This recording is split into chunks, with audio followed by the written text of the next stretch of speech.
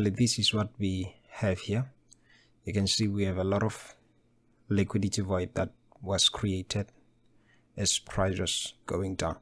So if you get to look at this level, you can see that currently price is at this level here.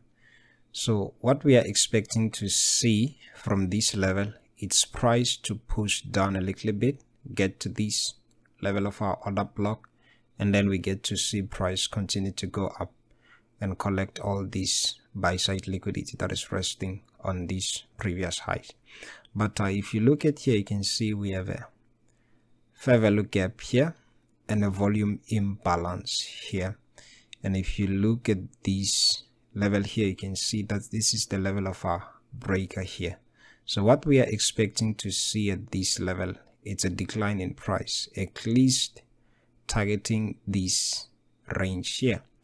So this is what we are anticipating to see, price getting to this level, and then price get to this level, we get to see a retracement, and I believe after that we will see price pushing up and getting to this level of our order block.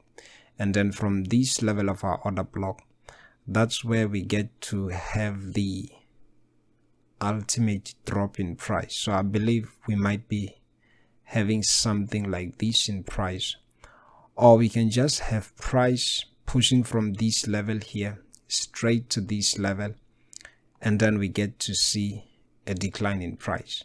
So either way, just wait for price when it gets to this level here and look for sell profiles in a smaller time frame.